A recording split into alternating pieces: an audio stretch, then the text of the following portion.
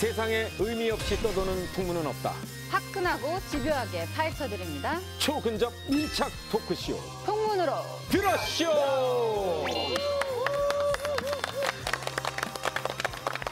자, 오늘도 연예계의 뜨거운 풍문들만 모아서 가지고 나왔습니다. 그 전에 김가연 씨. 네. 축하드립니다. 왜?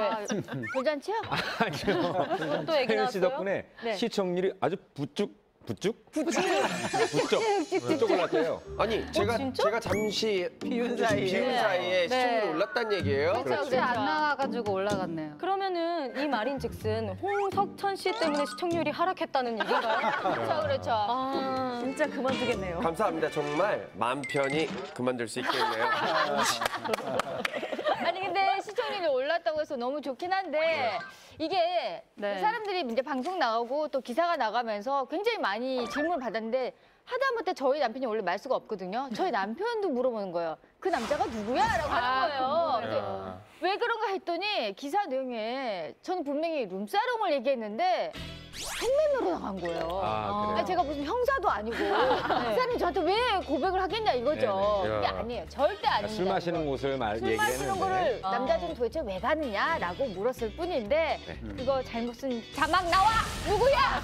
자막 담당. 자, 오늘도 김가연 씨의 거침없는 토크를 기대하면서 오늘의 주제는 뭡니까? 네, 오늘의 주제는 바로 스타들의 말입니다. 아니, 말 때문에 구설수에 오르는 스타들이 참 많은 것 같습니다. 이렇게까지 해도 되나 싶을 정도의 말을 하신 분이 군대 후임이 min 씨 때문에 힘들어서 자살 기도를 했다라는 이야기에 내가 구두발로 후임의 턱을 걷어찼다. 훼손될 명예가 있으면 고소해라. 그 다음날 공식 사과를 합니다.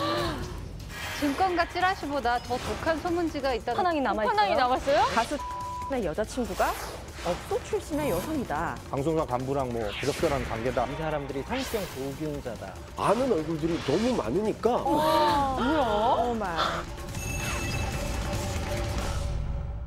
말도 많고 탈도 많은 연예계, 스타들을 둘러싼 말들은 참 많습니다. 네, 스타들에 대한 이런저런 말들이 모여 있는 곳 하면 아무래도 증권과 소식지 아닌가요? 그러니까 찌라시에 있는 내용도 진짜 어디서 그렇게 소설을 잘 쓰는지 궁금해요. 너무.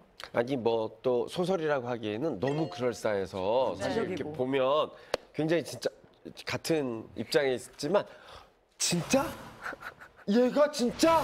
뭐 이럴 때가 굉장히 많아요. 오늘 좀 오버해야 되겠어. 가연이한테 좀 긴장돼가지고. 떨어지면 어떡해? 안 좋다니까요. 시청률 떨어지면 어떡하려 그래? 아니 근데 이런 거 관심 많아. 증권가 찌라시도 있지만 그런 것도 있었잖아요. 그 뭐지 어떤 광고 기획사에서 아, 맞아. 또 나오는 엑스파일. 엑스파일이 있었잖아요. 근데 사실 저도 한번 등장했어요. 어떤 뭘로요? 내용이었어요? 모르죠. 잘 봤어요? 모르시는데 있는 게 뭐냐면 예. 뭐 강남에 굉장히 유명한 분이 뭐 여자 연예인하고 무슨 성매매를 했는데 그분 얘기가 나가면서 상대 여자가 저라는 얘기가 있었어요. 네.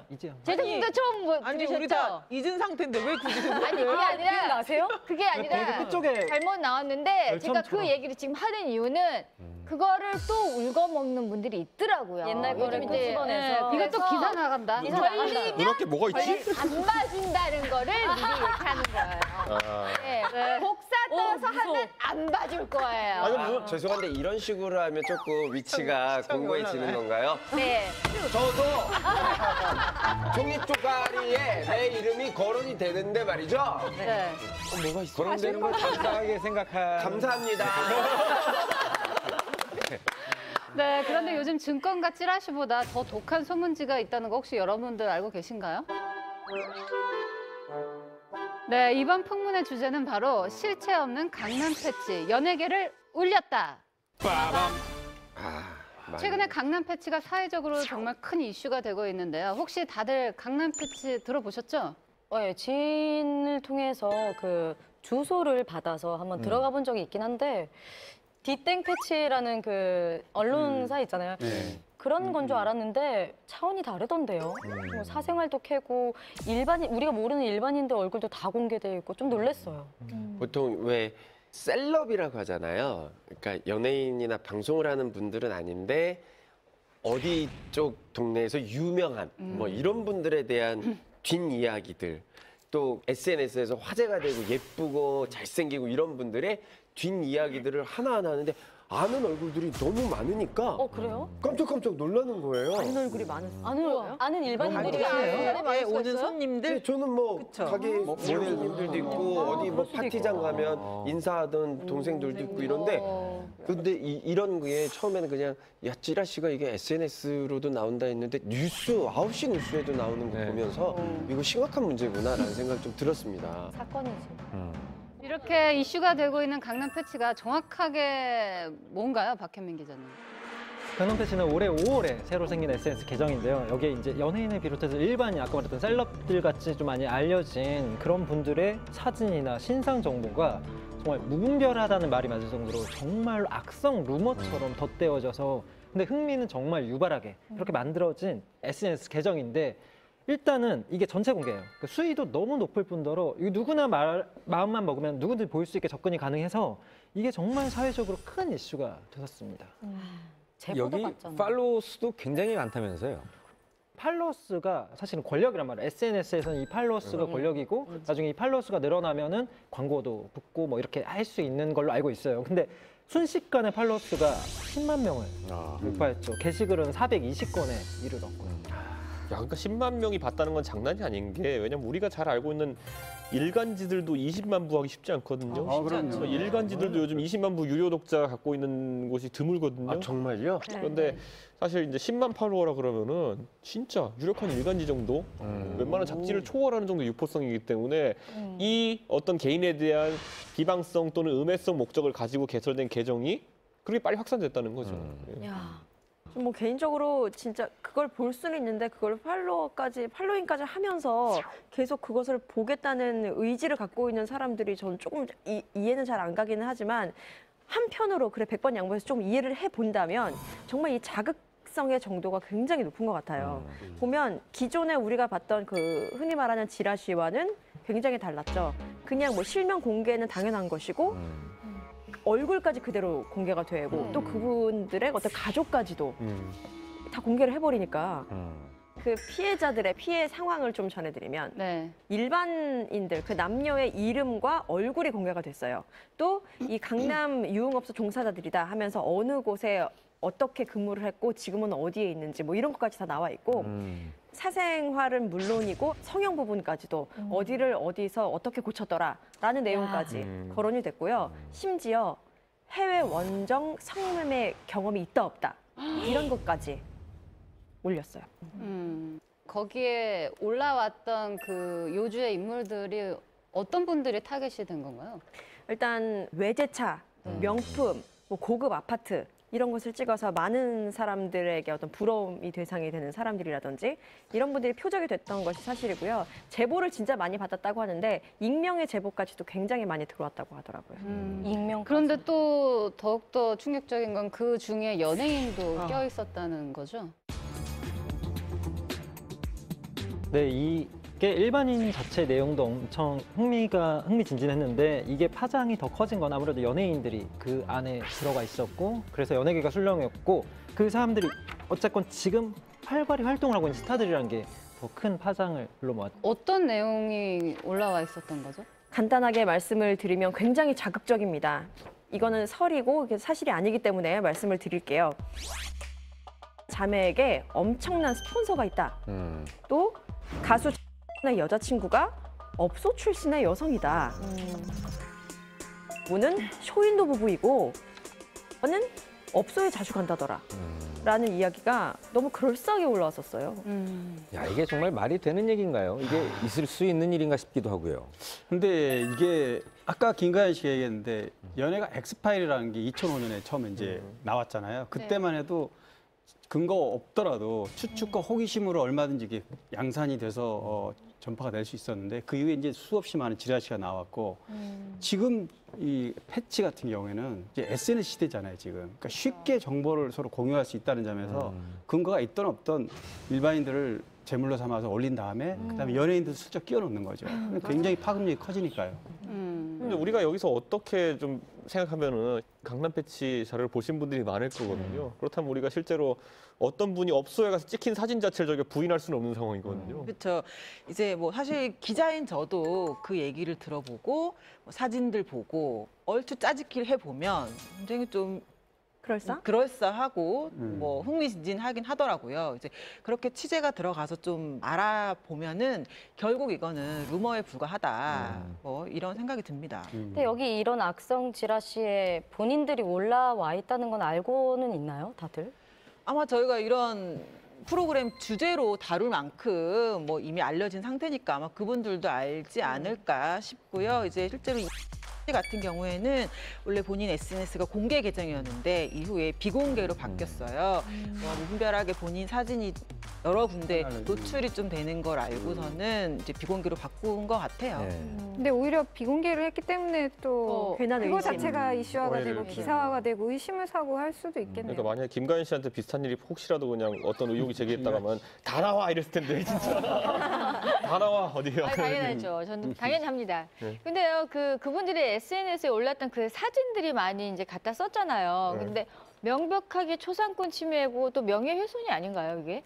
그래서 이 연예인 A 씨는 강남 경찰서에 강남 패치 운영자를 상대로 해서 고소장을 접수를 했다고 합니다. 또 이 A 씨 외에도 강남 패치에 거론된 유명인들 또 일반인들도 계속해서 고소를 뭐 하고 있는 상태라고 하더라고요. 심지어 드라마 그 인기리에 종영했던 태양의 후예에 났던 뭐 탤런트 B 씨 같은 경우에는 직접 이거 처음 들어보는 얘기다라는 메시지를 보냈어요. 근데 그거 자체를 또 공개해서 더 화제가 됐었죠. 운영자한테 보냈는데 네, 그거를 공개한 그걸 거예요. 또 공개했어? 나 이 유명해질 수 정도다. 있는. 연예인들한테 DM 보낸다. 뭐 네. 근데 아니 뭐 근데 지미 씨께 네. 만약에 여기 올랐다. 그러면 지미 씨 어떻게 하실 겁니까? 저는 생각을 해봤죠. 네. 저는 딱 한 줄 남길 겁니다. 뭐라고? 소설 잘 읽었습니다. 근데 너무 재미가 없네요. 분발하세요. 이렇게 그냥. 약해요, 약해. 아, 약해요? 약해. 가연 씨가 아니에요. 어떻게 하실 거예요, 한정 기자님? 가만히 있을 거예요. 가만히 있으면 가만히 돼요. 못났잖아 너무. 그러니까 김가연 씨가 한번 한마디로 저는 만약에 제 실명하고 사진 걸리고 만약에 이렇게 제가 안 한 일을 올렸다면 저는 끝까지 잡아낼 거예요. 용서 없이 법의 심판을 지나서까지도 잡아낼 거예요. 홍석천 씨는 어떻게 단순하네요. 걸릴 거예요? 이준석 씨한테 법률 자문 구하고 김가연 씨한테 상담 받고 최고의 팀이네요. 그런데 이렇게 꼭 불미스러운 사건들을 보면 항상 늘 옵션처럼 연예인들이 포함되어 있어요. 맞아요. 네, 맞아. 그래서 사실 이런 일이 생기면 조금 같은 연예인 입장에서 좀 이게 뭐 진짜 사실인데 올라온 건지 아니면 없는 사실이 올라온 건지 참 억울한 부분도 없지 않아 있는데 이렇게 연예인들이 항상 지목되는 이유가 뭘까요? 일단은 근데 그런 분들은 시선을 일단 끌어야 되잖아요. 끌어서 팔로워를 늘려야 되겠다는 목적하에 연예인들이 시선 끌기에는 가장 좋다고 생각을 해서 그냥 본인들이 그냥 어디서 루머 같은 거 좀 주워 들은 연예인이 있다 싶으면 그냥 연예인을 먼저 타깃을 잡지 않나 싶어요.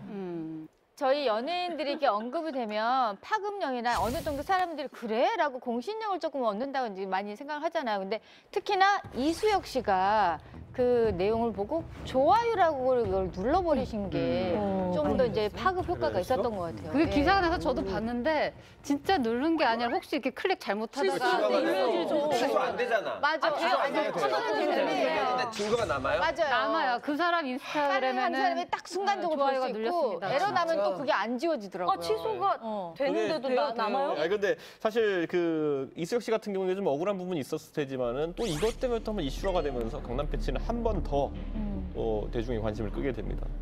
사실 뭐 내용 자체가 좋은 내용은 하나도 없잖아요. 얘 나쁜 X다. 이거 뭐 다 더럽다. 이런 얘기이기 때문에 그런 부정적이고 자극적인 내용이 있으면 당연히 사람들은 그것에 이제 쏠릴 수밖에 없고 그런 좀 부정적인 관심을 통해서 다들 그 운영자는 특히 정말 그 큰 쾌감을 느꼈고 어떻게 보면 관심이 필요했고 따뜻한 말 한마디가 필요했는데 그런 식으로 자신의 마음을 충족시키려고 했던 게 아닐까 하는 생각을 해보게 됐어요. 흔히 말하는 관종이죠, 관종. 정말 운영자의 의도가 좀 의심스럽긴 한데 그렇지만 결국 운영자가 잡혔다면서요, 강유론 기자님. 예, 뭐 잡힐 거다, 아니다, 안 잡힐 거다 설왕설래가 많았었죠. 맞아요. 근데 어쨌든 지난 8월 30일 날 이제 운영자가 잡혔어요. 근데 잡고 보니까 정말 의외의 인물이었었던 거죠. 맞아요. 24살의 평범한 일반인이었는데요. 참 저도 그걸 보고서 아, 정말 의외다 이런 생각을 좀 했어요. 아니 일반인인데 왜 이런 거를 했답니까? 그러니까 이유가 좀 황당한데 일단 본인이 자주 가는 어떤 클럽에서 재벌가 외손녀가 거의 이제 같이 늘 자주 보였겠죠. 그래서 상대적 박탈감 느꼈다.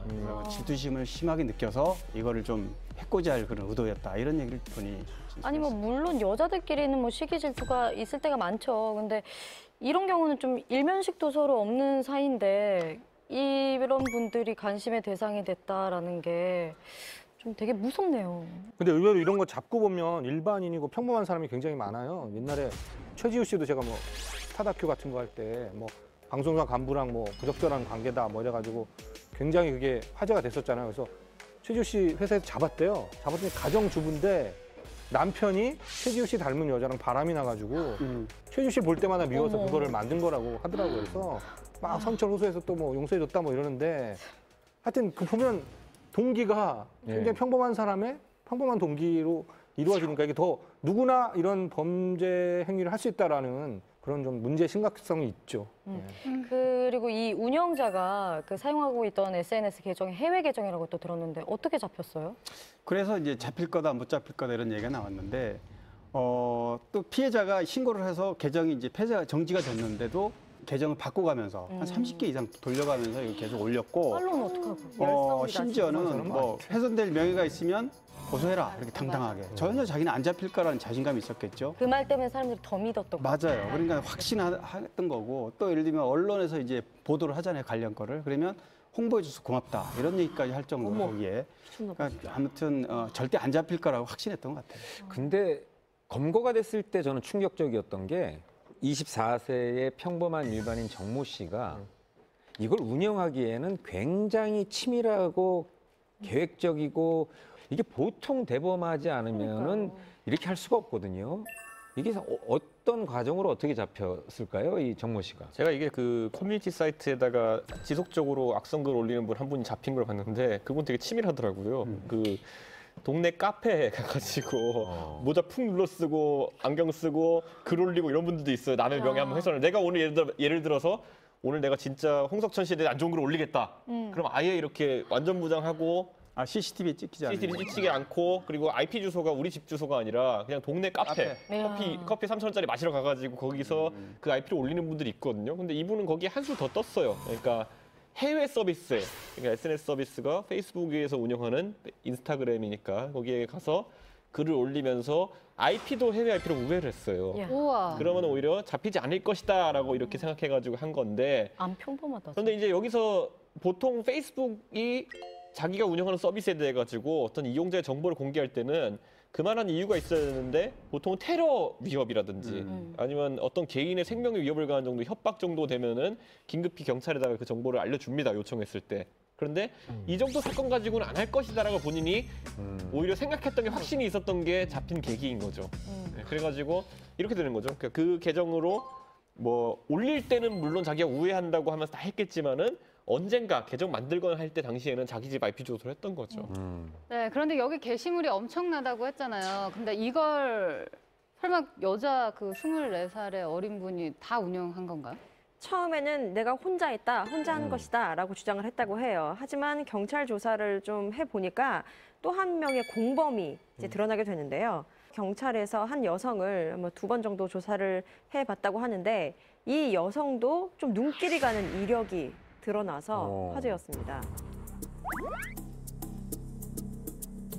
이력이라면 무슨 이력? 화려한 이력인가요 또? 나름 화려하더라고요. 네. 2009년도에 한 케이블 방송 프로그램에 출연한 적이 있고 이후에도 방송 활동과 모델 활동을 했던 뭐 연예인이라고 보면 볼 수 있겠네요.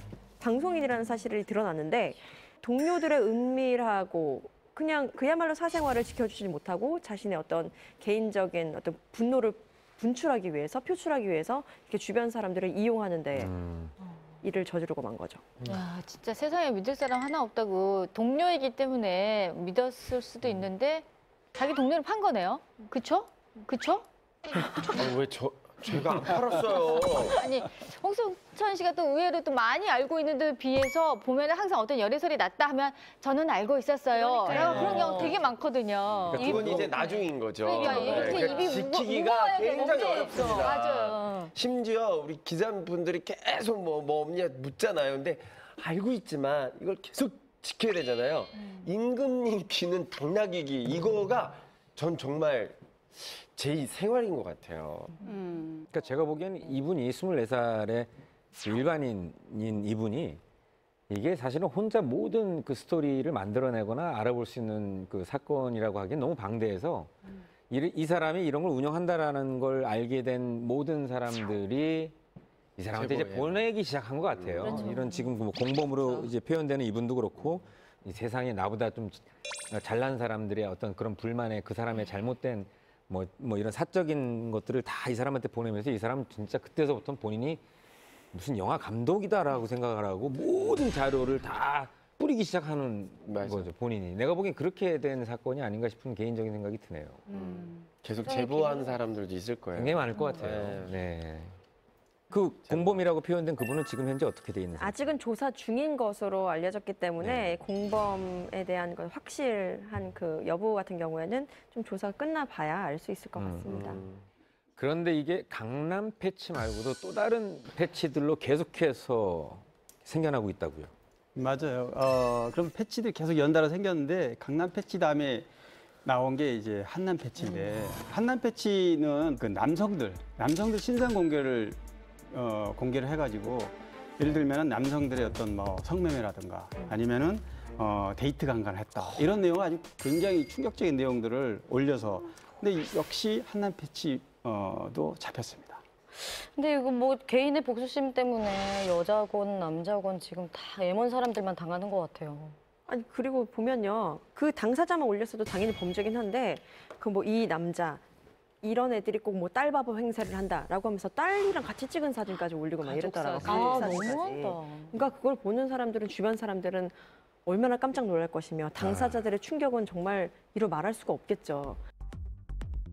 근데 이런 식으로 뭐 강남 패치, 한남 패치 이런 것만 생기는 게 아니라 오메가 패치라고 혹시 들어보셨어요? 그건 뭐예요? 오메가 패치는 그건 영양제 아닌가요? 알파 그러니까 오메가 이 오메가 오메가3는 대신에 잘못된 패치를 오메가 붙여놨거든요. 3고 이 오메가는 남성을 역시 타겟으로 한 이 매체긴 한데 패치인데 오메가 패치는 바로 임산부 좌석에 앉아 있는 남성들의 얼굴을 공개하는.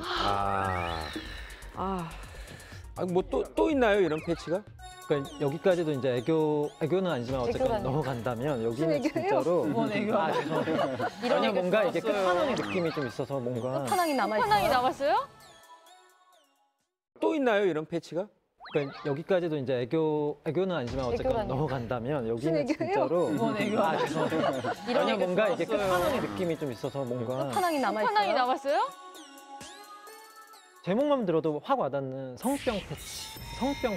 어마. 성병 패치요? 진짜요? 아니 그런 게 있어요?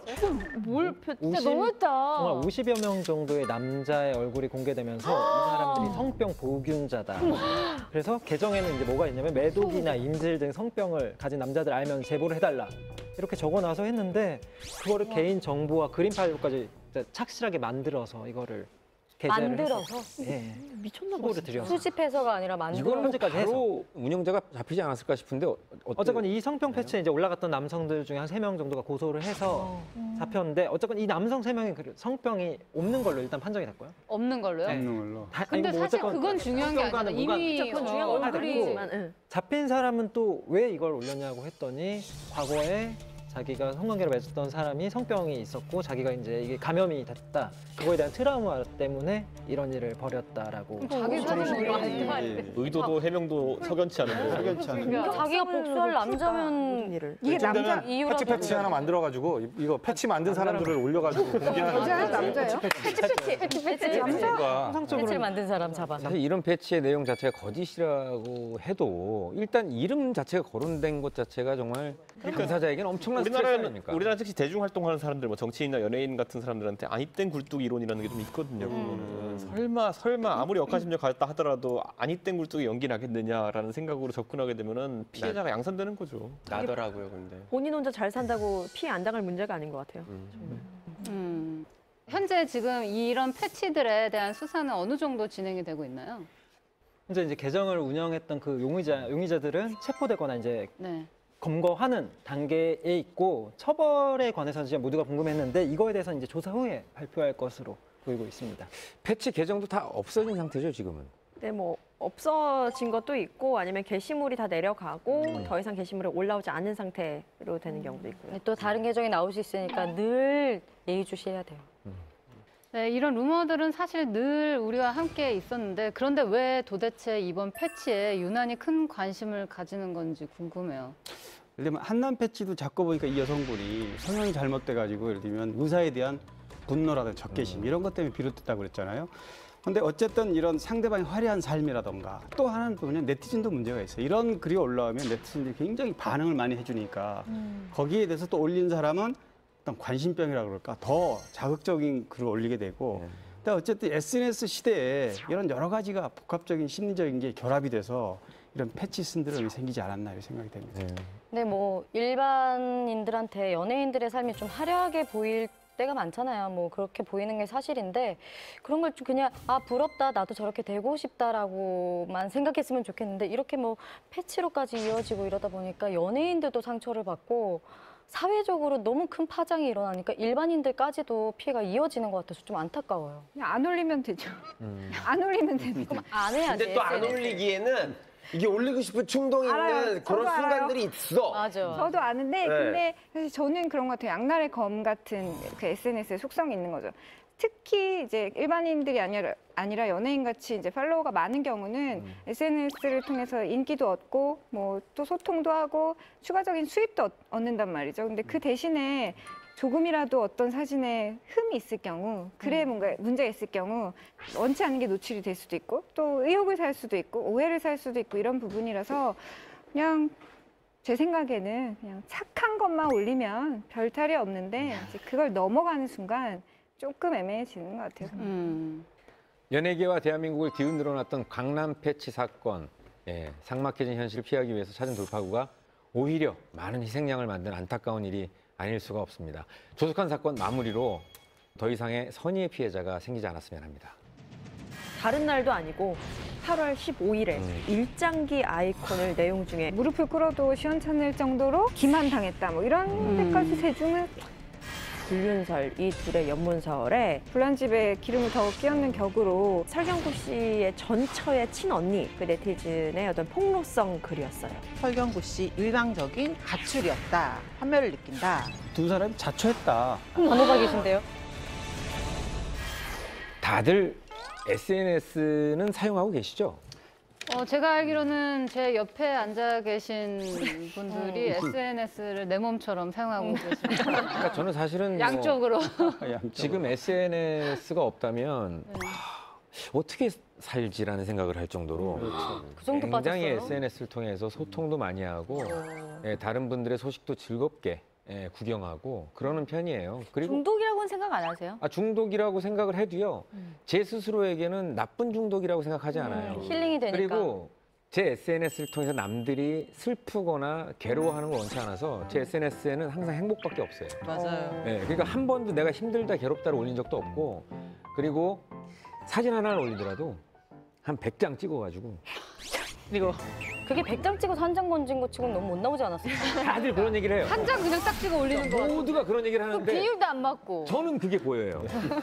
방금 이렇게 올린 사진 중에 리플에 현진영 씨가 달았더라고요. 아, 진영이 형이요. 넌 왜 사진을 맨날 이렇게 찍냐?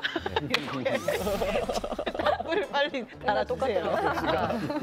사실 홍석천 씨도 SNS 보면은 오늘 뭐 했구나 대충 오늘 뭐 하는구나 일정표가 나오잖아요. 맞아요. 거의 다 저희 올리잖아요. 결혼식 날 사실 저희 결혼식 비공개였거든요. 네. 혼자 라이브 방송을 하셨더라고요.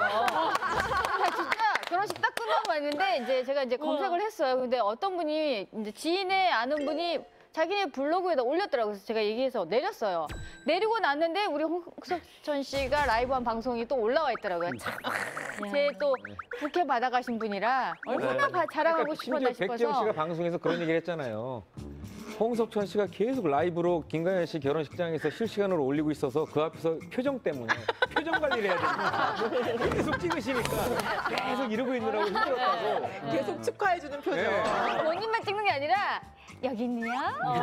여기는요? 왜? 제 결혼식에 집중하라고 제가 분명히 했는데도 불구하고 심지어 추석이라고 또 고향에 가셨나 봐요. 고향 친구들 동창이라고 다 올렸는데 사실 동창분들은 뭐 잘 외모에 신경 안 쓸 수도 있는데 답글에다 동창들 헐. 미안하다 동창들아. 비싸시면 또 서운하시고. 본인 SNS에 이렇게 잘 될 줄 알고 계셨어요? 아니요, 저는 처음에는 재밌었던 게 그냥 방송에서 보여지는 제 이미지라는 게 있잖아요. 방송이 원하는 이미지. 그거와 또 다른 저만의 어떤 이야기들을 좀 풀어보고 싶은 그런 생각에 시작을 했는데 진짜로요. 그래서 보통 분들이 이제 홍석천은 이런 생각에 평상시에는 이렇게 사는구나 이런 모습을 보여주고 싶어서 왜 조그맣게 시작했는데 정말 좋아들 하시더라고요. 사실 뭐 정치하는 사람들한테도 SNS는 트렌드인 게 저만 해도 한번 일부러 저도 예를 시사 프로 같은 데 나가잖아요. 대충 사람들이 이 주제를 갖고 어떤 반응들을 보일까라는 걸 한번 살펴보려면은 그냥 한번 툭 던집니다. 제 의견이랑 같이 던지면은 엄청나게 달라붙어서 서로 의견 교류를 하는데 사실 그걸 한번 보면은 제가 따로 무슨 백과사전을 들여다보면서 자료 조사하고 이런 것보다 훨씬 사람들은 대중은 이제 더 똑똑하기 때문에 다양하게 알고 있고 내가 생각 못했던 부분까지 다 짚어가지고 얘기를 하니까 뭐 저는 약간 편법처럼 이렇게 사용하고 있습니다. 네, 그래서 준비한 이번 풍문입니다. 개인 SNS 논란의 중심이 된다. 빠밤.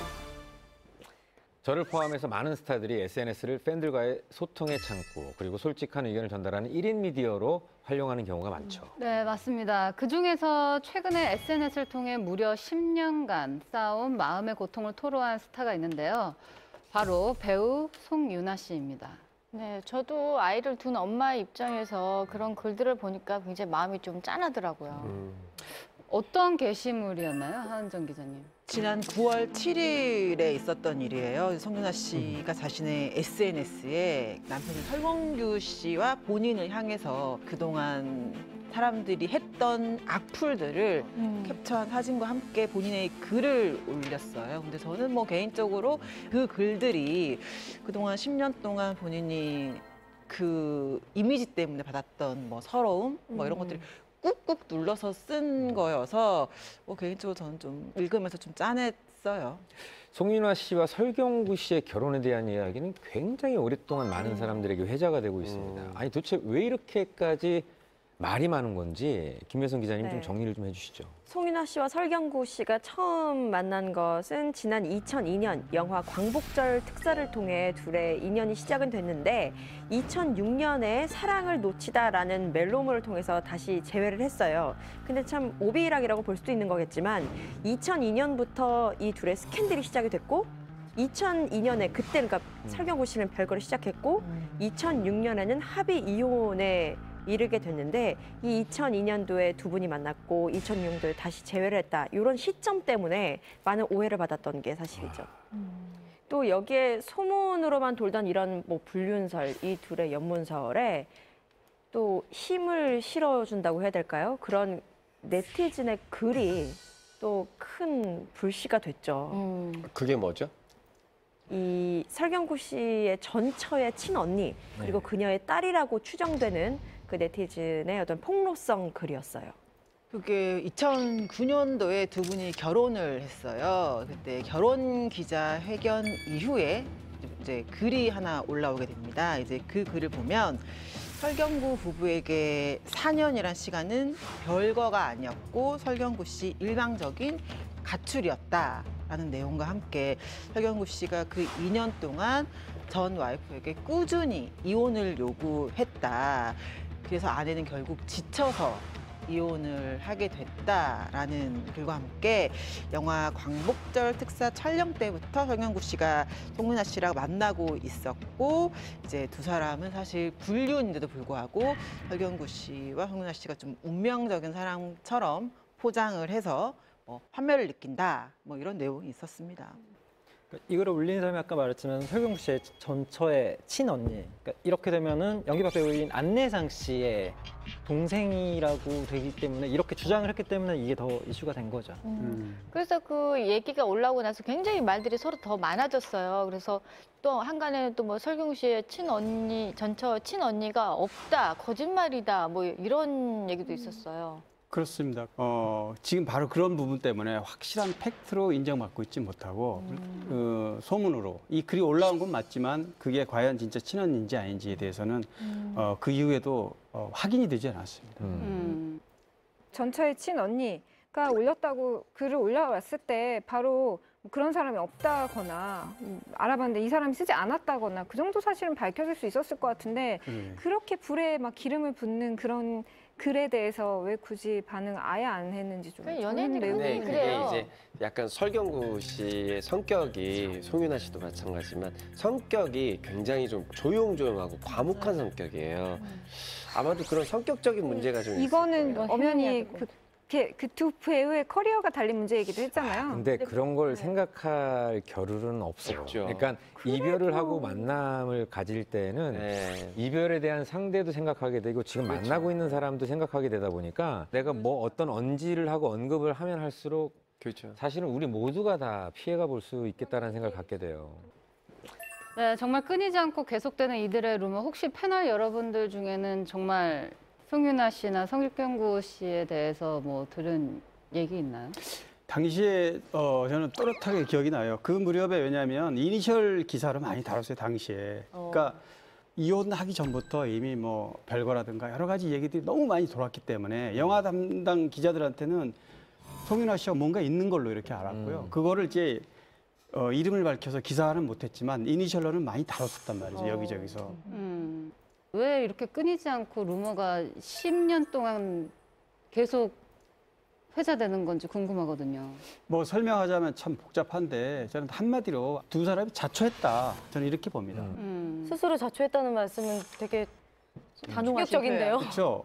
단호박이신데요. 사실 이제 이 처음 루머가 나왔을 때 2000년도 한 초중반 이쯤인데 그때도 물론 악플러에 대해서 어떤 형사 고소하거나 이런 게 없었던 건 아니지만 지금처럼 그렇게 많지는 않았단 말이죠. 맞아요. 김가연 씨처럼 제깍제깍 반응하는 이런 거는 그 당시에는 없었고 오히려 어떤 일이 있었냐면 어떤 악플이라든가 그 명예훼손 같은 그런 일이 벌어지면 오히려 입을 묵묵부답함으로써 상대방에게 그냥 가만히 있으면 지나가겠지. 맞아, 그리고 그때만 또 해도 또한 그랬거든요. 지나리고. 그래서 시간 해결해 괜히 이거를 반박을 하면 몰랐던 사람들까지 언론 기사를 쓰게 되잖아요. 그러면 몰랐던 사람도 이걸 알게 된다. 이제 이런 당시 그 기획사들하고 얘기를 해보면 이런 문제 때문에 그때 고민이 굉장히 많았거든요. 제가 초반에 가장 많이 받았던 질문들이나 주변의 조언들이 그거였어요. 왜 긁어 부스럼을 만들려고 하느냐라는 얘기가 가장 많았어요. 네, 그리고 진실이 아니면 사람들이 언젠가 알아줄 거다.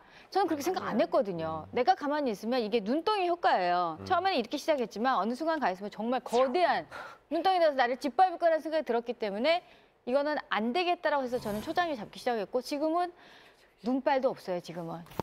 네. 사실이 아니라면 크게 문제가 될 텐데 사실이라 해도 정말 씁쓸한 상황이네요.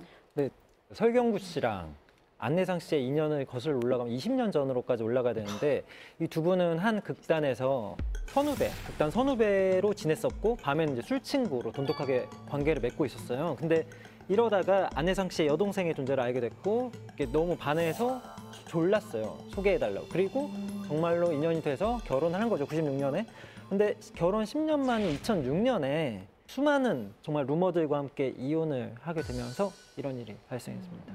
진짜 안내상 씨 입장에서는 정말 속상했을 것 같아요. 이제 자기 여동생하고 친한 후배하고 이렇게 잘 살다가 갑자기 또 이혼을 하게 되고 또 이혼을 하자마자 또 재혼을 이렇게 하게 되니까 아무래도 좀 많이 속상했을 것 같긴 해요.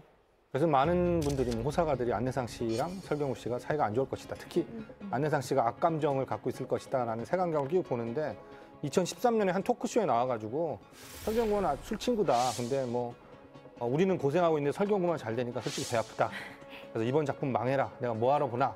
라고 얘기를 했는데 이 투덜대는 장면을 보고 뭐 아, 거봐라. 우리 말이 맞았지 않느냐라는 사이가 안 억측한 거, 좋다고. 억측한 거죠. 물론 친하니까 그렇게 편하게 농담 삼아 얘기했겠지만 듣는 사람들 입장으로서는 그 단어로만 보고서는 진짜 험담했다고 이 생각해요. 갖고 오해할 분들은 뭐 철없는 어린애들이나 아직 철 덜 든 어른이겠죠. 뭐 이걸 가지고 왜 그냥 방송에 나와서 실제로 감정이 안 좋으면 얘기 안 하죠. 그렇게 이렇게 얘기를 안 못하죠, 하죠. 오히려. 녹화는 아예 하죠. 피하죠. 대본에서 그 얘기는 빼주세요. 이렇게 혹은 사실 얘기를 했더라도 그러니까, 편집해 맞아요. 달라고 하죠. 언급하고 싶지 않다라고 했을 텐데. 그렇죠. 뭐 어쨌든 두 사람이 좋은 관계를 유지하고 있다고 말했지만 이미 뭐 루머를 믿는 시청자들은 좋지 않다라고 단정을 지은 이유죠. 거기다 이 루머는 이 설경구 씨의 이혼 전인 2006년에는 설경구 씨와 송윤아가 어디에 뭐 살림을 차렸다더라. 또 결혼 즈음에는 최고급 빌라에서 어디 뭐 살려고 준비를 하고 있다더라. 라고 구체적으로 이야기가 돌다 보니까 정말 기존의 그 설을 믿었던 사람에게는 확신을 안겨주는 그런 영향력이 되고 만 거죠. 또 당시에 있었던 소문이 그 당시에 전 처분과 딸이 유학 중이셨나 봐요. 근데 원조를 끊어서 굉장히 두 분이 좀 힘들게 지내고 있다. 뭐 이런 얘기 루머가 돌았었어요. 그러니까 설경구 씨가 그러니까 이혼을 했을 당시에 전처에게 전 재산을 위자료로 줬고 그때 이제 건대에서 원룸에서 생활을 했다. 그리고 결혼할 때는 송윤아 씨가 결혼할 때는 정말로 대출을 받아서 신혼집을 차렸다라고 이제 알려져 있는데 이런 진실은 뭐 착한 진실은 좀 재미가 없죠. 그래서 알려지지 않는 것 같습니다. 일단은 뭐 어쨌든 이런 일로 인해서 그 설경구 송윤아 씨는 좀 많이 이미지가 문제가 좀 있었죠, 강희롱 국장님. 그렇죠. 어쨌든 두 사람이 뭐 사실 첫 만난 작품에서부터 뭐 대박이 났고 뭐 국민 배우로 지금까지 충무로에 그런 지키고 있는데 결혼도 하기 전부터 불륜설에 휩싸이면서 그 이미지가 아직도 종결이 되지 않고 끌려온다는 건 참 두 사람한테 정말 힘든 일이죠. 전 되게 속상했던 게 두 분이 작품을 하시잖아요. 연기자이고 배우이기 때문에 그분들이 연기에 대해서 이제 평가를 한다든 비판하는 건 상관이 없는데 드라마나 영화를 시작한다는 순간부터 달리는 댓글들이 예전 얘기를 또 꺼내서 울구고 그들이 무슨 작품을 하든 어떤 훌륭한 연기를 펼치든 그거에 관심이 없는 거죠. 그게 가장 저는 되게 안타깝더라고요. 결국은 그럼 뭐 어떤 그 대응도 하지 않고 지금까지 있었던 건가요? 대응을 하긴 했어요. 2013년도에 그 악플러 57명을 법적 대응을 처음 시작했고요. 그리고 그 다음에 주부 악플러 1명을 수사를 좀 하려고 했다가 송윤아 씨가 다시 한번 좀 선처를 해서 보듬어 줍니다.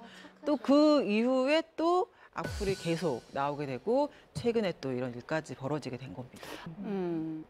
SNS를 통해서 억울함과 답답함을 호소한 송윤아 씨, 이를 받아들일지 거부할 것인지의 판단은 대중들의 몫이겠지만 진심을 담아서 용기를 내어 자신의 의견을 내보인 송윤아 씨의 진심 또한 잘 전해지기를 바랍니다.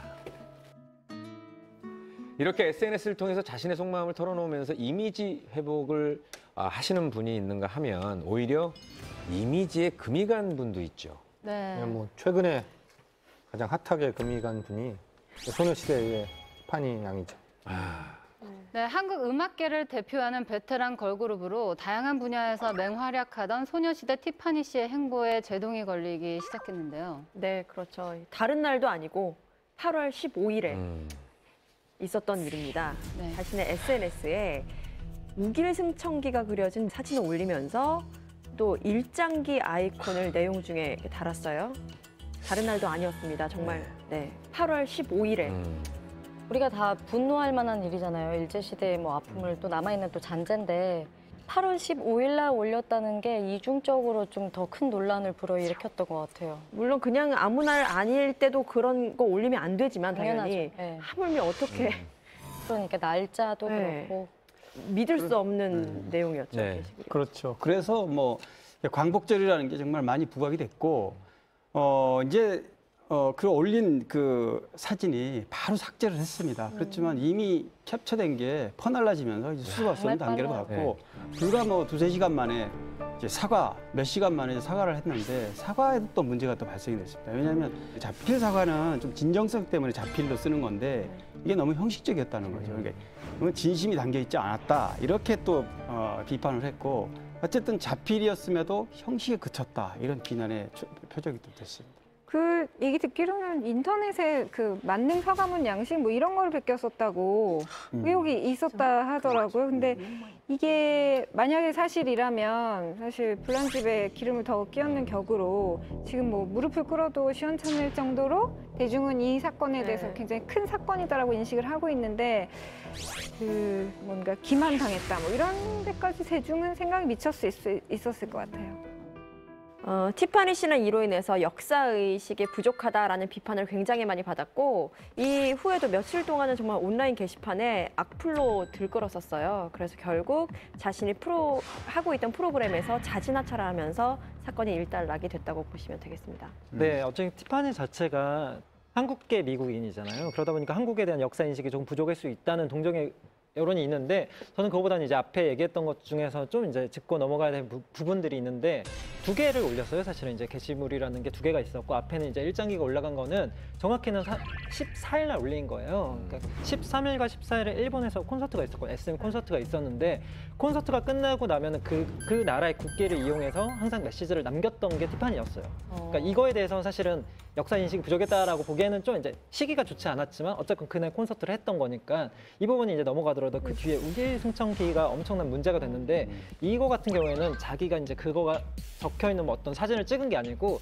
그런 어플이 있어요. 자동으로 붙어진 그 스티커 안에 그 문양이 있었던 거죠. 근데 이거는 이제 무지예요. 무지고 그 자체가 예쁜 무늬라고 그냥 생각했을 수도 있는데 이 친구가 이제 그거를 썼다는 것 자체가 그러니까 무지가 죄는 아니라고 했을지 모르겠지만 영향력이 엄청나게 크잖아요. 그 정도는 한 번 더 자기가 걸러서 생각을 해야 되지 않을까라는 생각은 여튼 하거든요. 어쨌든 백가는 좀 혹독했습니다. 이제 티파니 씨가 데뷔 10년 됐고 어렵게 데뷔한 만큼 10년 동안 굉장히 열심히 활동을 했던 아이돌 중에 한 명이었는데 이제 솔로 데뷔 직후에 이런 일이 있어서 그동안 열심히 준비를 했던 솔로 데뷔 무대가 무산이 되고 그동안 했던 모든 프로그램에서 하차를 하는 뭐 이런 뒷수습을 감당했어야만 됐죠.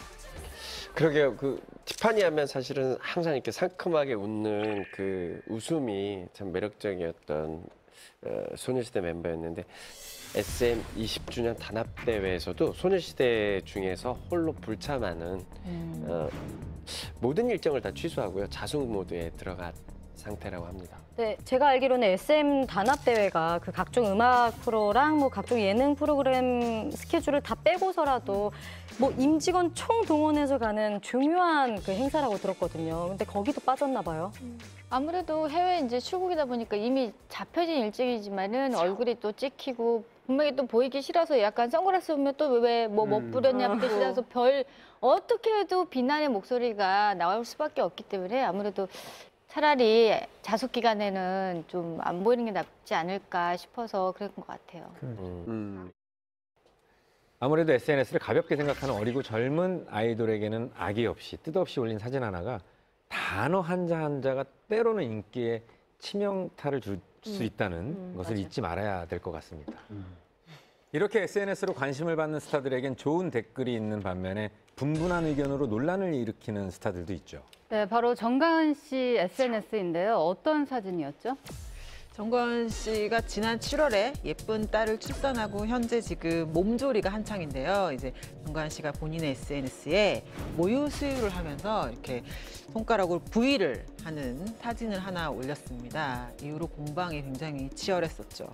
아니 저는 그 사진이 왜 논란의 대상이 되는지는 이해가 안 가더라고요 정말. 그러니까 뭔가 너무 많은 걸 별걸 다 보여준다라는 그런 이제 비난하는 반응이 있었고 모성을 비난하지 말라고 이제 또 이걸 이제 옹호하는 의견이 충돌을 했는데 논란이 이제 확산되자 정가은 씨가 자신의 SNS에 직접 글을 남겼는데 각자 다른 생각을 하고 살 수 있는 건데 다른 생각들도 좀 들어주고 인정해주는 따뜻한 세상이 되었으면 좋겠다. 이걸로 이제 뭐 어느 정도 일단락이 됐죠.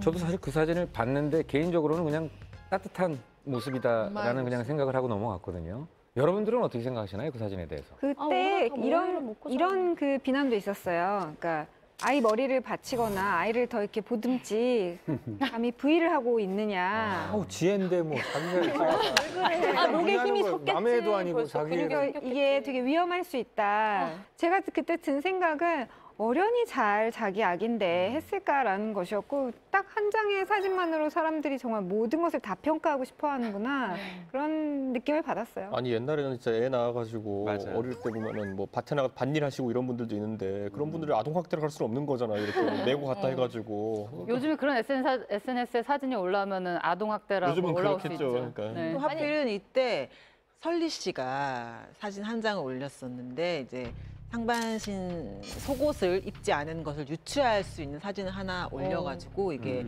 이 사진과 좀 난리가 맞물려가지고 났어요. 번역기가 노브라 다른데. 논란에 대해서 근데 공통점은 있죠. 그러니까 가슴에 대한 터부가 어느 정도 있는 거예요. 공공장소에서 모유수유 못하는 분위기로 지금 되어 있잖아요. 그것처럼 가슴을 드러내지 말라 뭐 이런 코드가 이 두 가지 되게 상반된 사건 그렇게 안에 엮으니까 숨겨져 그렇게 있죠. 되는 건가? 그래서 여자들 사이에서 굉장히 노브라에 대한 공방이 좀 그 당시에 좀 많았었어요. 실제로. 외국에서는 뭐 되게 자유롭게 그쵸. 그러고 다니는 건데. 근데 제 생각에는 하여튼 SNS 세계가 냉혹하긴 하다. 아까 얘기했듯이 나와 다른 걸 인정하지 않는 사람들은 반드시 문제를 삼거든요. 그래서 그럼 뭐 배려라든가 상대방에 대한 관용 이런 게 없기 때문에 그럼 올릴 때는 본인이 책임져야 돼요. 자칫하면 나한테도 비난이 올 수 근데 있다는 거를. 사적인 SNS에 내가 엄마로서 모유수유를 하고 있는 그런 모습을 올렸다는 거에 대해서 사람들은요 보면은요 약간 숨은 그림 찾기 하듯이요. 어떤 사진이 있으면 내가 이걸 찾았으면 난 이걸 찾았는데라고 하면서 서로 하려는 그런 게 있어요. 그러다 보니까 뭐 아까 얘기한 식으로 뭐 아이 머리를 안 맞췄네 머리를 하는데 저는 그래요. 제가 가끔 제 SNS에 반말을 올릴 경우가 있거든요. 그거는 내가 어떤 특정 대상한테 반말을 하기 위해서 하는 경우가 있어요. 그런데도 불구하고 보는 사람이 내가 감히 읽는데 네가 반말을 써? 라고 하는 분이 있어요. 아니, 그렇게 그러니까 읽지를 말든가. 저는 그러니까 이건 가끔가다 좀 SNS 상에서 의견을 좀 오히려 그 셀럽이나 이런 사람들한테 주입하려고 하는 분들이 좀 위험하다 느꼈던 게 전 최근에 있었던 일이 제가 이제 집에 이제 최근에 이제 혼자 살면서 강아지를 한번 키워볼까 하고 이렇게 제가 페이스북에다가 강아지 좋은 거 추천해 주세요 이렇게 하고 했거든요. 근데 그때 보면은 굉장히 또 강하게 의견 표출하신 분들이 어떤 분이었냐면은 당연히 이준석 씨는 공인이니까 유기견을 키우셔야죠 이러는 분도 있는 거예요. 맞아. 그래서 제가 아니 그거랑 그게 무슨 상관이 있냐고. 저도 솔직히 말하면 뭐 유기견 그렇게 버리는 분들이 굉장히 나쁜 분이라는 인식은 저도 공유하고 있고 제가 만약 키운다면 그러면 안 된다는 인식 정도는 공유하고 있겠지만은 공인이면은 당연히 유기견 키우기 운동에 동참하셔야죠라고 하는 거에 대해 제가 느꼈을 때 굉장히 저는 게 오히려 이렇게 표현하면 폭력적이라는 생각이 들었거든요. 다소. 그러니까 왜냐면 그래서 저는 가끔마다 의견이 너무 강하신 분들이 오히려 SNS 상에서 상대방에게 굉장히 좀 압박하시는 경우를 많이 본 것 같은데 정가은 씨 사례 저는 그런 생각이 약간 들어요 보면은 정가은 씨가 그 SNS에 댓글 단 모든 분보다 그 아이를 사랑할 겁니다 아마. 그럼요. 네, 그런데 거기서 그렇게 약간 뭐 정가은 씨의 어쨌든 사진상의 어떤 하나의 사진을 최대한 곡해해가지고 뭐 아이를 뭐 생각하지 않는다는 이렇게 표현하는 거는 좋게 표현하면 오지랖, 나쁘게 표현하면 그건 오버죠, 그거는. 아까 가연 씨께서 그러셨잖아요. 사적인 SNS에 올렸는데 그거 가지고 뭐 가타부타 말하는 것 자체가 좀 이상하게 볼 수 있는데 저도 그런 식으로 공격을 정말 많이 받아봤거든요. 내 생각을 내 계정에 올린 것이 왜 이렇게 비난받을 일인가라고 생각을 했는데 그분들은 이제 누구나 다 볼 수 있는 것이고 너는 알려진 사람이기 때문에 이건 너의 것이 아니야. 보는 모든 사람에게 공적인 것으로 인식돼라고 저를 설득하고 싶어 하시더라고요. 그래서 이런 문제를 보면 과연 사생활과 뭐 공적인 사람 뭐 공적인 SNS, 사적인 SNS 이런 것들에 대해서 아직 우리 사회가 계속 이제 규정을 새롭게 써가나가고 있는 과정인 것 같아요. 저는 이 정가은 씨의 수유하는 이 사진을 보면서 정가은 씨면은 예를 들어서 내 아이가 이렇게 예쁘게 제가 잘 낳아서 키우고 있습니다. 그리고 저 이렇게 잘하고 있어요. 라는 의미로 아마 사진을 올렸을 것 같은데 이런 식으로까지 욕을 먹으리라고는 상상도 못했을 것 같아요. 근데 SNS 하다 보면 우리도 하다 보면 사실 좀 욕 안 하시는 게 신속성 어디냐면. 플러스 약간 좀 거칠음 이런 거를 하는 게 또 매력일 수도 있는 거거든요. 그러니까 매번 모든 SNS 올리는 게 정제된 모습으로 이렇게 올린다고 해가지고 사람들이 좋아하진 않아요. 그렇기 때문에 재미없어 해요. 네, 그런데 그 경계선이 있잖아요. 보면은 예를 들어 모든 걸 소속사에 넘겨가지고 사진 넘겨준 다음에 알아서 올려주세요 이럴 수는 없잖아요. 그러다 보니까 제가 아는 이제 국회의원 한 분이 되게 재밌는 해법을 만든 게 뭐냐면은 뭔가 자기도 술 먹으면서 이제 젊은 사람들이 있고 이러면 SNS 하고 싶은데 술 취하니까 사고 칠 것 같은 불안감이 있잖아요. 보면은. 있죠, 있죠. 그래서 어떻게 하냐면은 그분은 페이스북에 뭔가 항상 올릴 때 찍어서 올린 다음에 나만 보기로 해서 올려요. 일단 나만 보기. 그다음에 자기 보좌관 이제 한테 카톡을 올려요. 그 단체 카톡방에다가 그래서 내가 지금 올려놨으니까 니네 체크해서 문제 없으면 풀어라. 그래가지고 나만 보기로 돼 있는 거를 보좌관이 이제 받아가지고 자기들끼리 논의해요. 그래서 괜찮다 그러면은 전체 공개로 바꾸는 거예요. 그게 있구나. 최대웅 작가님, 이제 우리 SNS를 어떻게 활용을 해야 좋을까요, 연예인들이? 네, 그래서요 네. 느닷없이 최근에 급기야 연예인들이 SNS 사용법에 대한 10개명이 나왔다고 하는데요. 궁금하네요. 배워야겠네요. 그래서 저희가 준비를 해봤습니다. 여기 뭐 기대되네요. 연예인들 좀 메모 좀 하시고요. 네. 네. SNS 이렇게 쓰세요. 네. 자, 럽스타그램은 비공개 계정으로요. 네. 요즘 팬들 정말 예리합니다. 아시죠? 뭐 이렇게 반지, 뭐 팔찌, 뭐 이런 거 다 커플을 다 찾아냅니다. 네. 그리고 또 조심해야 되는 게 다들 위시리스트 같은 거 있잖아요. 네, 이거 사달라라는 뜻의 의미로 전달될 수 있으니까 이런 것도 조심하시고요. 또 그 마팔을 우리가 뭐 감정이 상했거나 기분이 나쁠 때 끊을 때가 있잖아요. 마팔을 끊을 때도 되게 조심해야 되는 게 이게 언제 끊었고 누구랑 언제 끊었으면서 왜 쟤랑 갑자기 끊기 시작했지? 혹시 사귀었었나? 갑자기 헤어졌나? 이런 식으로 의심을 할 수가 있으니까 마팔 하나 끊을 때도 되게 조심해야 돼요. 자, 다음은 비치는 것은 모두 조심하자. 맞아요. 네. 숟가락하고 체중계, 자동차의 옆에 있는 백미러, 뭐 이런 거 조심하셔야 되고요. 숟가락에 비치는 사람들을 파는 팬들의 집요함은 정말 대단합니다. 대단하죠. 사진 찍기 전에 꼭 주의 둘러보시고요. 이제 홍석천 씨 머리도 좀 조심해야 될 것 같아요. 제 머리 조심하세요. 머리 비쳐요 혹시? 네, 비칩니다. 자, 스타들의 또 다른 얼굴이죠. SNS. 내가 쓴 한 줄 내 사진 한 장이 누군가에게 환호를 혹은 비난의 대상이 될 수 있다는 것을 명심하면서 현명한 SNS 사용법에 대해서 한번 생각해 보는 게 어떨까 싶습니다. 네, 이번에는 비호감에서 호감으로 이미지 전환의 계기를 삼은 스타도 있죠. 네, 바로 김의성 씨입니다. 배우 김의성 씨입니다. 아, 우리 W의 효주 아버님. 네, 맞아요. 김의성 씨는 87년에 데뷔한 지 벌써 30년 가까이 됐는데 홍상수 감독의 돼지가 우물에 빠진 날 이 작품에 이제 이 작품에 출연하면서부터 활동을 한 10년 열심히 했고요. 2000년에 어쨌든 10년 활동 중단합니다. 그리고 2010년에 다시 영화계에 이제 콜을 받아서 활동을 다시 재개하는데 이때 또 출연했던 작품이 다 장난이 아닙니다. 건축학 개론이라든가 관상이라든가 또 부산행 최근에 암살 이런 작품 1000만 관객을 돌파한 작품들에 많이 출연했고 요즘엔 뭐 드라마, 영화에서 뭐 굉장히 활약이 좀 뛰어나죠. 카리스마가.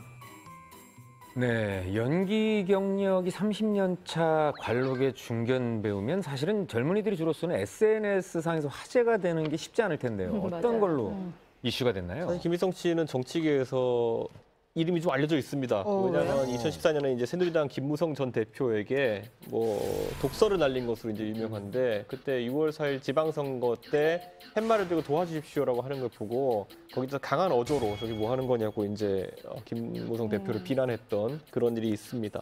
저도 그걸 봤거든요. 근데 차마 저도 이제 말을 막 하는 스타일인데 차마 저희가 이렇게 입에 담을 수 없을 만큼 좀 굉장히 센 발언을 하셨더라고요. 근데 이분이 김무성 대표가 저도 이제 방송하다 보면 제가 시사평론 하면은 김무성 대표에 대해서 항상 좋은 말 할 수는 없거든요. 네네. 제가 개인적으로 친한 분이지만 이상한 거 하시면 이상하게 했다고 또 뭐라고 해야 돼요. 그럼요. 그러면 제가 아이고 지난주에 녹화한 거에서 뭐 대표님 욕 좀 하겠는데요. 이렇게 하면은 네 마음대로 해라 이렇게 답장이 와요. 네 마음대로 해라 신경 안 쓴다 이렇게 되는데 그 이분이 원래 신경을 잘 안 쓰는 분이에요. 그래가지고 김희성 씨가 이렇게 한 거에 대해 가지고 뭐 기분이 좋진 않다. 그런데 뭐 내가 딱히 뭐라 할 만한 건 아니다라고 하면서 넘어가긴 넘어갔죠 그때. 사실 뭐 김희성 씨는 제가 대학교 때 같이 연극을 했던 형입니다. 캐나다에 한 10년 가 있었던 것도 제일 잘 알고 있고요. 돌아와서도 같이 식사도 하고 해서 형에 대해 잘 아는데 굉장히 사람이 좋은 분이에요. 그리고 굉장히 좀 쿨한 성격이에요. 성격 자체가.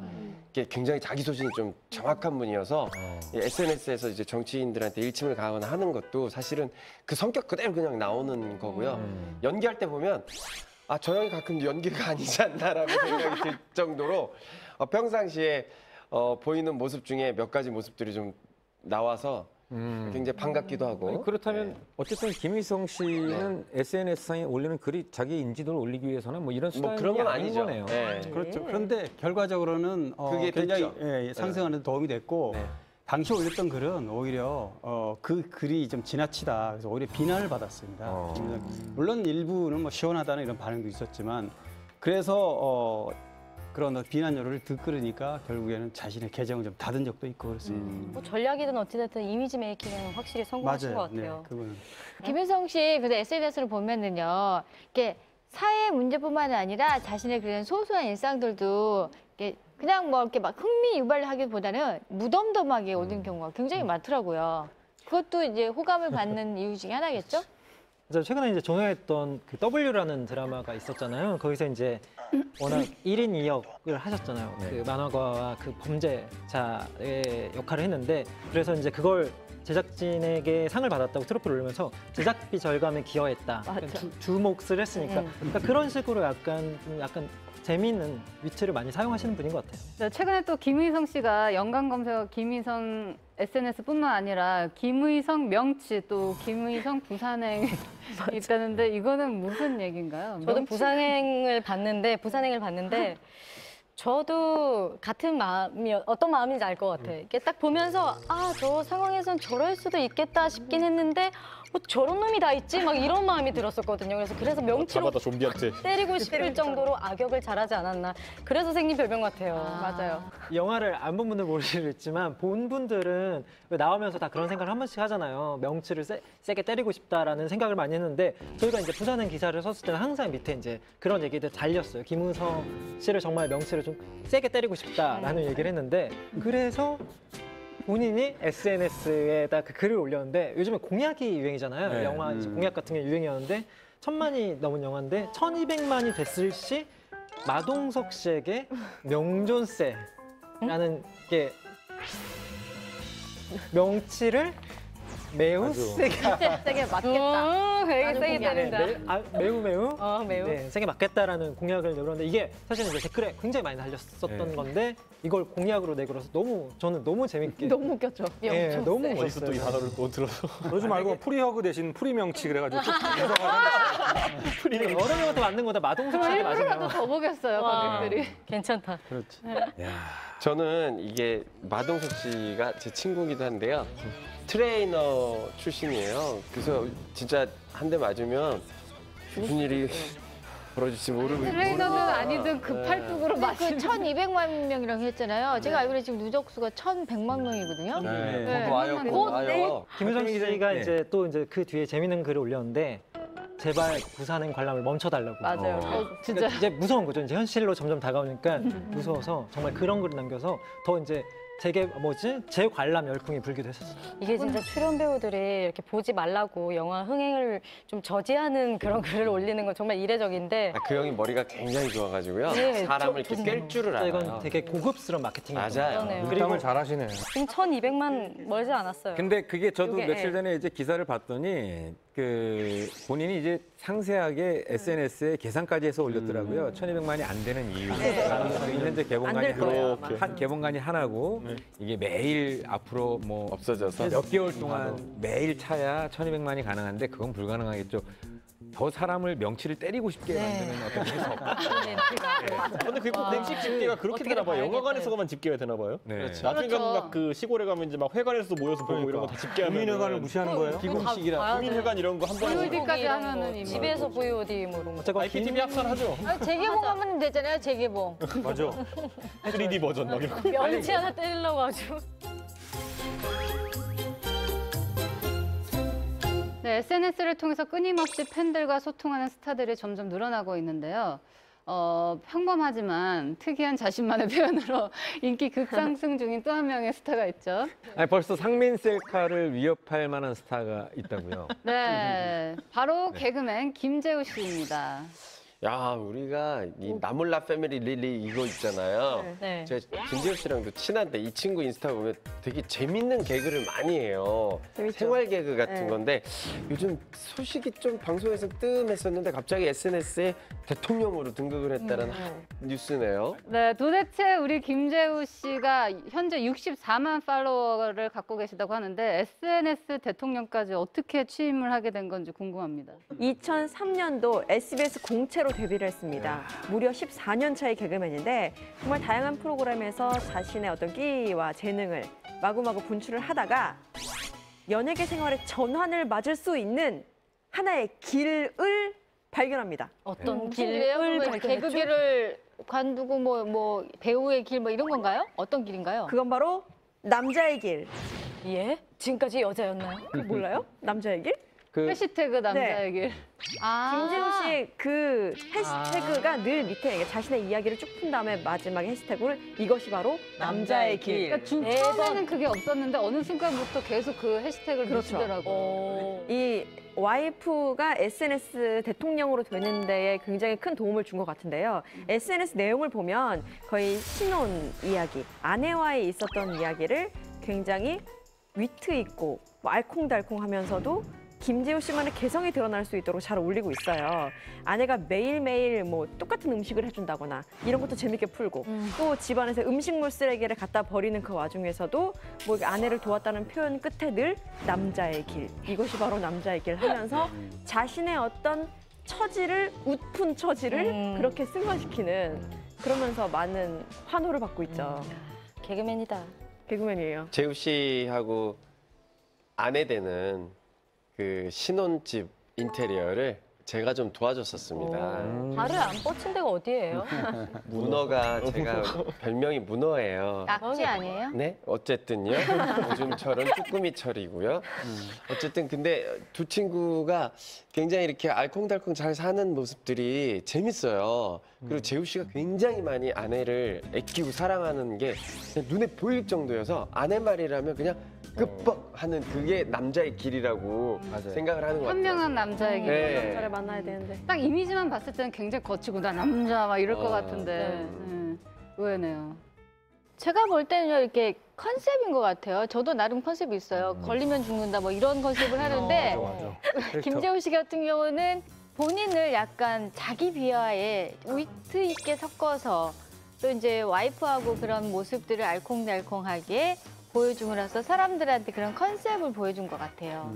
그게 사실 우락부락한 남자가 아기자기하게 부인에게만 한다는 거는 누가 봐도 딱 보면서 하고 웃을 수 있는 그런 거거든요. 맞아, 대놓고서 우리 자기 예뻐, 뭐 여보 사랑해, 뭐 이러면은 좀 비호감이었을 텐데 약간 막 비하하면서 막 이렇게 와이프도 약간 농담하는 것처럼 하면서 이렇게 위트 있게 잘 포장해서 사람들이 약간 단편 코믹 프로그램 보듯이 그렇게 느껴지는 거예요. 김재우 씨 같은 경우는 이제 사실 우리들이 막 이렇게 깊은 얘기도 싫어하고 책도 길면 사람들이 안 읽거든요. 되게 짧은 책들이 오히려 인기를 얻는 것처럼 그냥 보고 피식 웃고 딱 SNS에서 원하는 호흡이라는 게 되게 짧고 간결하고 별 생각 없이 웃을 수 있는, 감동받을 수 있는 그런 요소인 것 같아서 그런 부분을 좀 잘 캐치한 스타들이 좀 더 새로운 대세로 떠오르지 않을까 생각해요. 그러니까 대중은 원하는 스타에게 원하는 게 두 개예요. 하나는 머리 위에서 반짝반짝 빛나는 별이길 원하고요.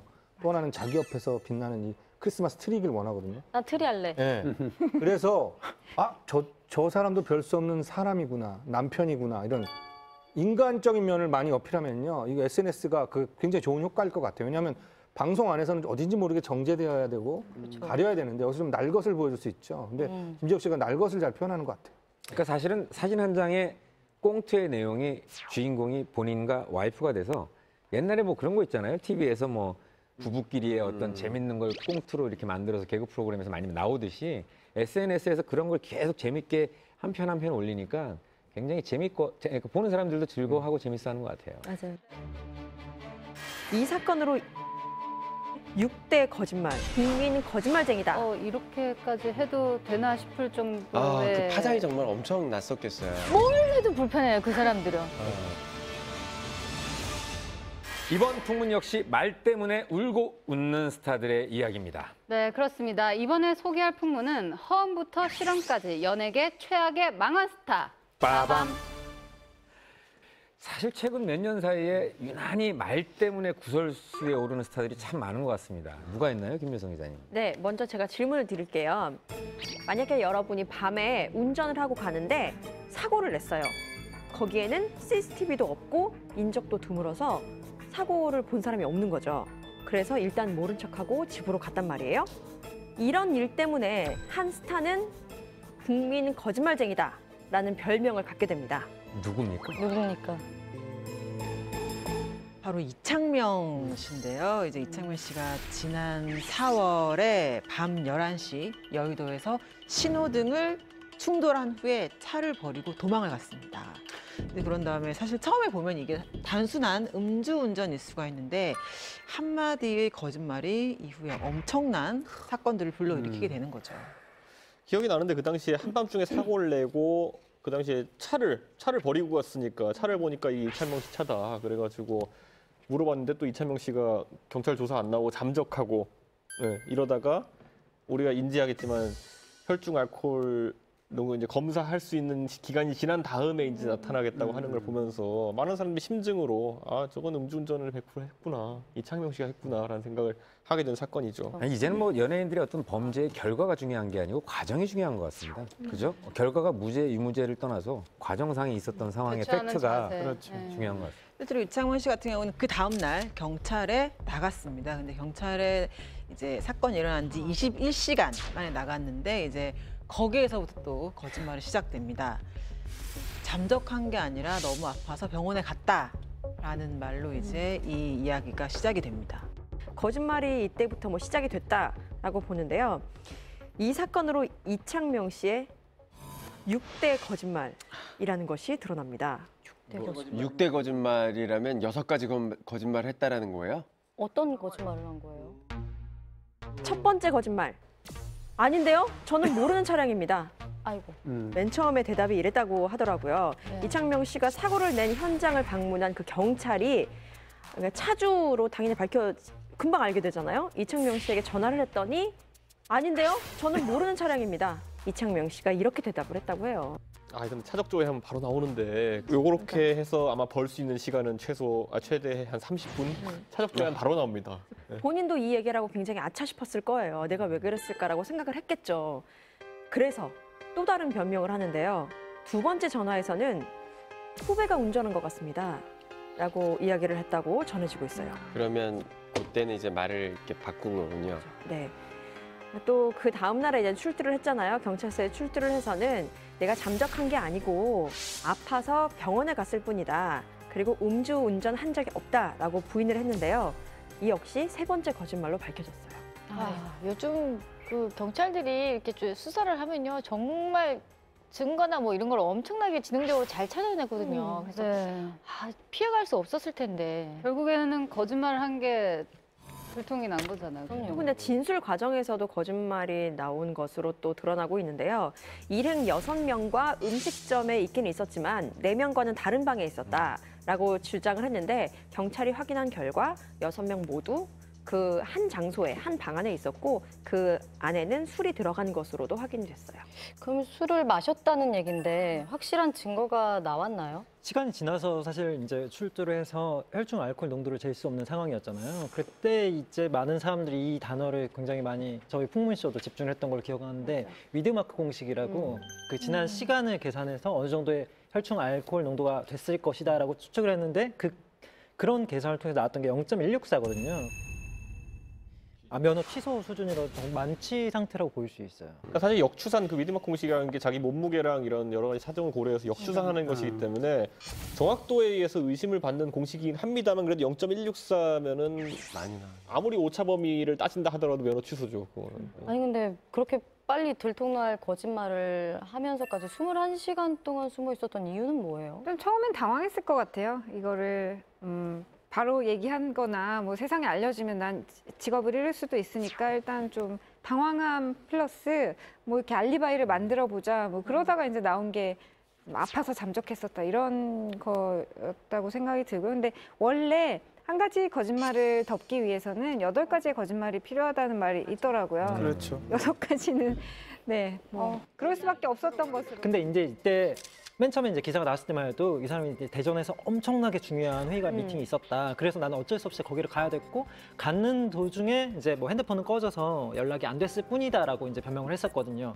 근데 이 사라진 21시간 행적에 나중에 이제 조사 결과 나왔던 게 대전에 가지도 않았고 맞아요. 뭐 핸드폰이 꺼져 있었던 게 아니고 뭐 중간에 껐다 켰고. 연락을 취했던 것도 나왔고 이러다 보니까는 하나가 거짓말이니까 왠지 뒤에 말도 신뢰도가 확실히 확 떨어지는 경우가 있었죠. 그래서 의혹은 정말 눈덩이처럼 불어났습니다. 이렇게 계속적으로 거짓말을 했다면요. 거짓말 탐지기라는 게 또 있지 않습니까? 그거는 혹시 했었나요?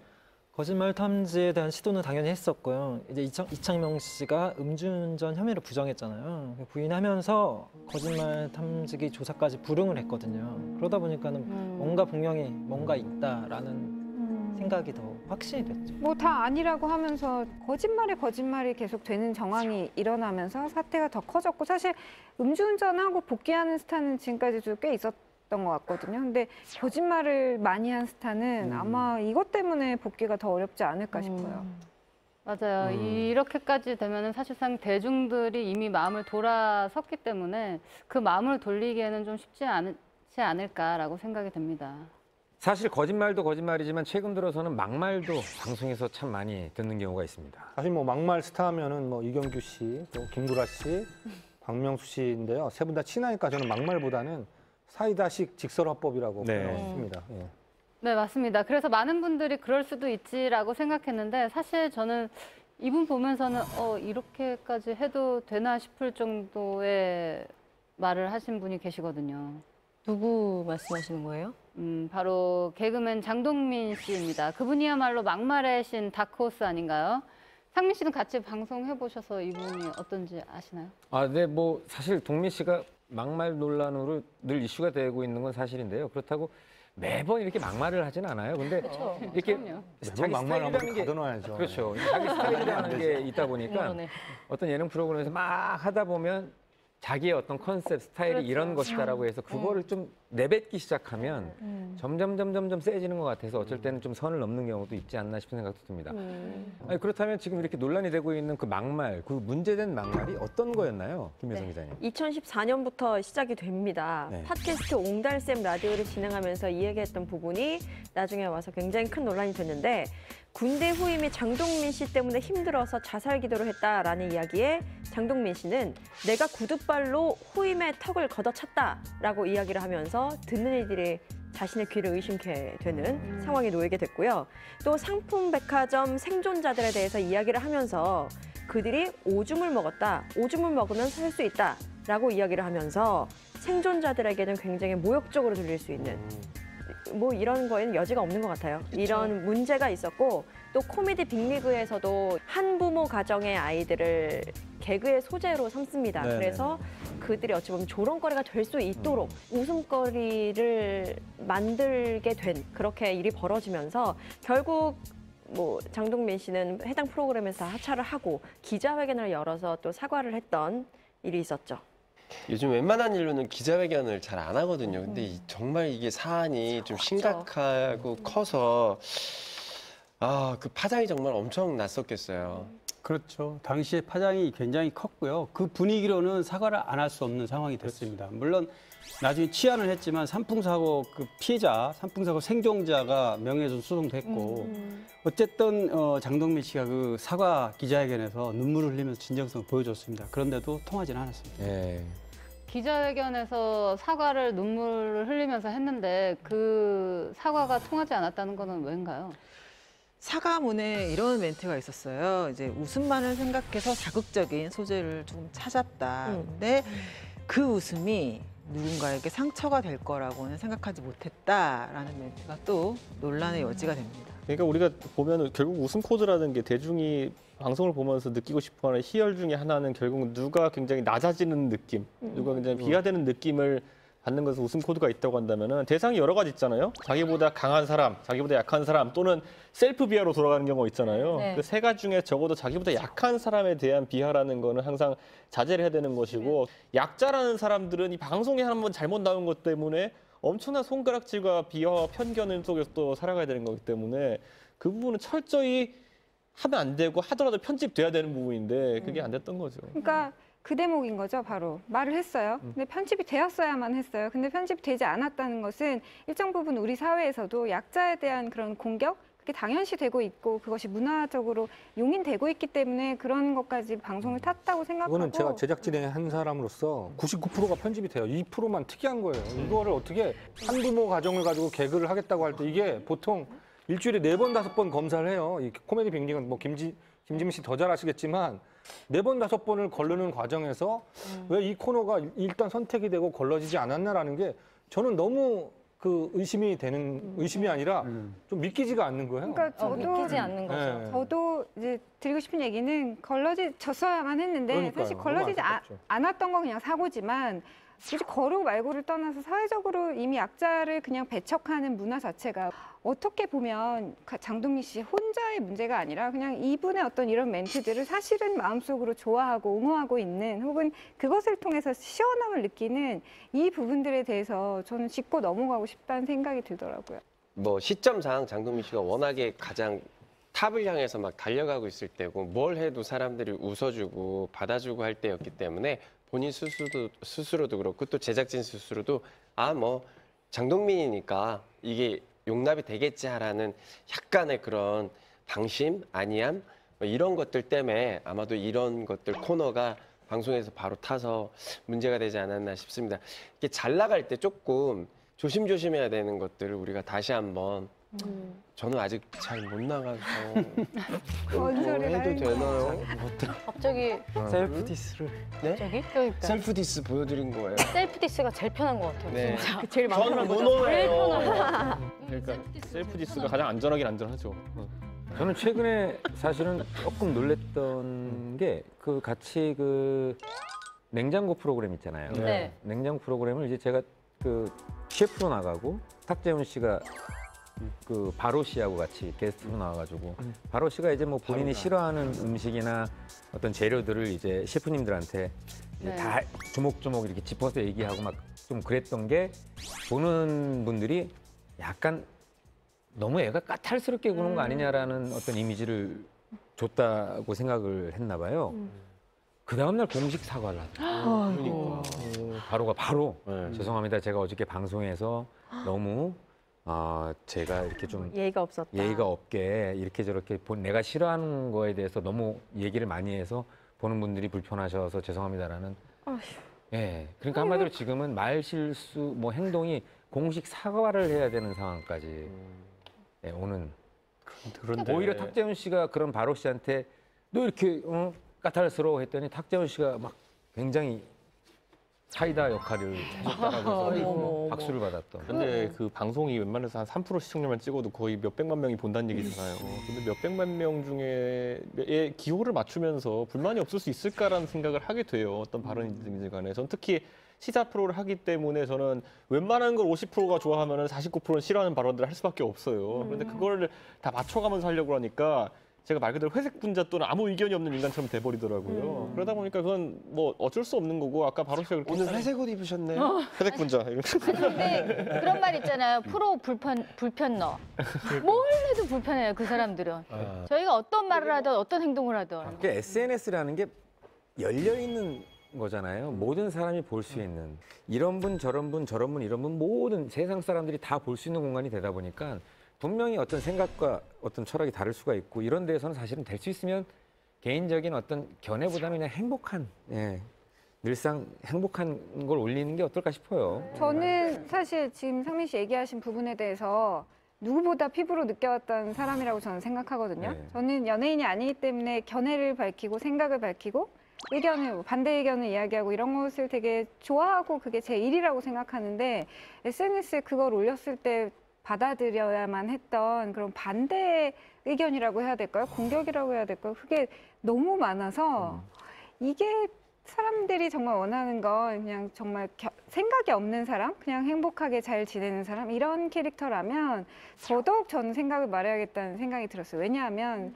생각을 말할 수 말하지 않는 사회로 점점 가다 보면 우리는 다들 생각을 말하지 않는 사람들이 될 거라고 생각하거든요. 내가 하는 생각이 정답이라는 생각에 댓글을 다는 사람들이 참 많아요. 그러니까 자기랑 본인들은- 생각이 다르면 다 말실수다, 막말이다 그렇죠. 이렇게 생각하기 쉬운데 그건 아니라는 점을 사실 뭐 연예인들은 사실 좀 견해를 밝히는 게 여전히 두려우시겠지만 그걸 무조건 비난하는 사회로 가면 안 된다고 생각해요, 저는. 누구도 만족시킬 수가 없기 때문에 내가 하는 걸 가지고 굳이 이게 나쁘다, 뭐 좋다 이런 걸 잣대를 대지 마시고 진짜 우리가 범죄를 저지르는 게 아닌 이상은 그냥 좋게 받아들여 주셨으면 항상 좋겠다는 생각이 들어요. 네, 관심이 맞아요. 많아서 그래요. 관심이 많아서. 맞아요.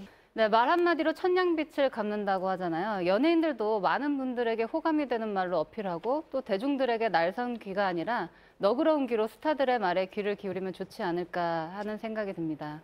오늘 풍문쇼에서는 스타의 말이라는 주제로 함께 이야기해봤습니다. 저희가 준비한 풍문은 여기까지고요. 네, 다음 시간에 더 핫하고 더 놀라운 풍문으로 찾아오겠습니다. 감사합니다. 감사합니다.